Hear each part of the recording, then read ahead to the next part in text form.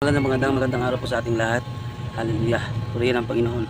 Dahil nandiyan kayo nanonood, ikaw na nanonood ngayon. Bukod kang pinagpala ng mga nanonood ngayon. Guys, meron lang akong konting share tungkol ito sa mula sa pagkadurog tungo sa pagiging ganap. Kasi nakaranas tayo ng araw ng mga durog na yung damdaman natin. Bagsak na tayo. Ngayon, patungo tayo sa pagiging ganap. Paano magiging ganap? Ang buhay ng isang nagkakasalang daigdig tulad niyo na lumang tipan, tayo ay nabubuhay sa isang nagkakasala sa di makatarungang daigdig.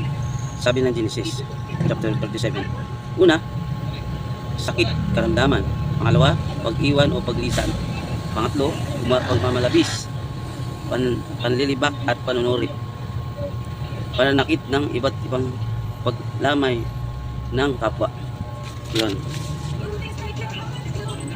Pananakit sa iba at pagdamay ng ibang kapwa. Pagdamay. Pananakit mula sa pamilya, trabaho, kaibigan, asawa. Yun. Pananakit tayo sa iba. Tapos, ano ang pagdanas ng pananakit? Ay, ganito ang pagdanas ng pananakit. Kunyari, makasakit tayo. Ganito ang epekto. Ito ay pwedeng kalungkutan.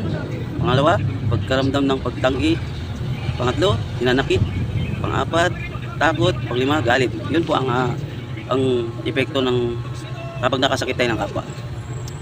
Pangatlo, ang katagumpayan ni Kristo ay nag-alok ng una, pagkahulagpos sa sama ng loob, pagiging ganap, aliwin ang mangungulila, paligayahin ang tumatangis, pagpupuri sa halip na lungkot. Isaiah chapter 61 verse 3. Yun po ang sinasabi. Dito na tayo sa pagpapatawad naman. Pagpatawad. Ang ibig sabihin ng pagpapatawad ay pagpapahulagpos o pagpapalaya. Release, kumbaga, makaka-release tayo. Ito ay kusang loob. Ang pagpapatawad ay pagtitiwala ay hindi magkatulad. Ang pagtitiwala ay kailangang itayong muli, subalit kinakailangan tayo laging magpapatawad. Yun ang pagkakaiba.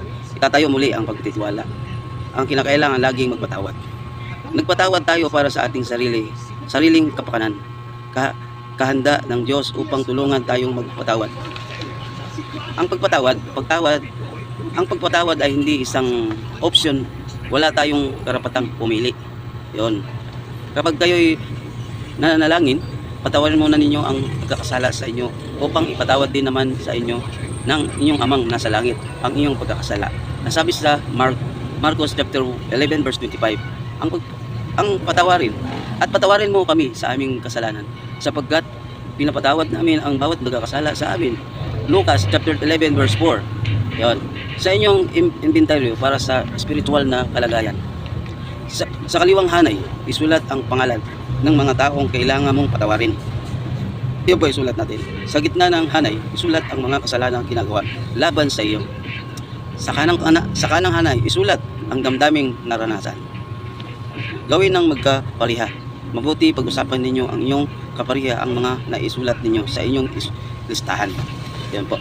Kaya kailangan isusulat kasi mahalaga yun. Pinakamahalaga ang maisulat natin. So, katulad ng mula sa pagkadurog tungo sa pagkabuo, isulat mo siya. Ayan, nangyayari, pangalan. Tapos natanggap na mga masakit na bagay. Tapos naramdaman. Susulat mo siya. Tapos ipanalangin natin. Amang nasa langit, nais kong patawarin si ganitong pangalan, si Pedro kunwari, dahil sa mga kasalanang nagawa sa akin. Ako ay nakaramdam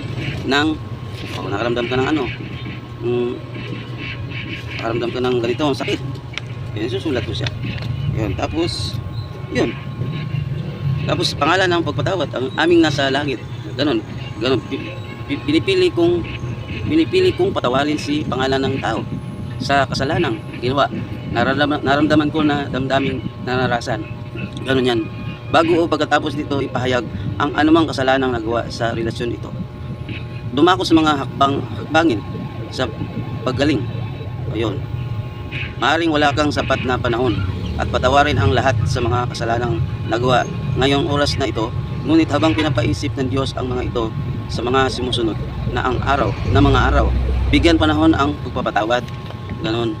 Mga posibleng bahagi sa pagpapahirap na may kaugnayan sa sakit at hindi pagpapatawad. Yun, magkakasakit ka kapag hindi ka nagpapatawad.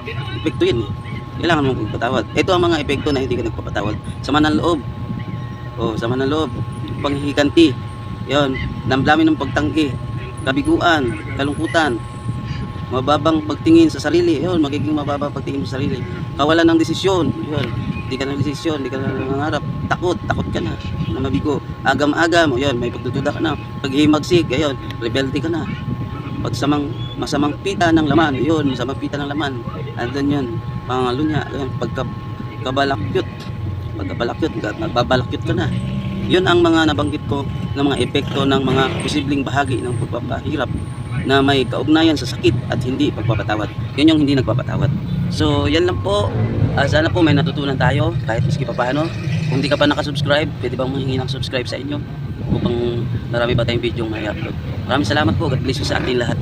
And God first.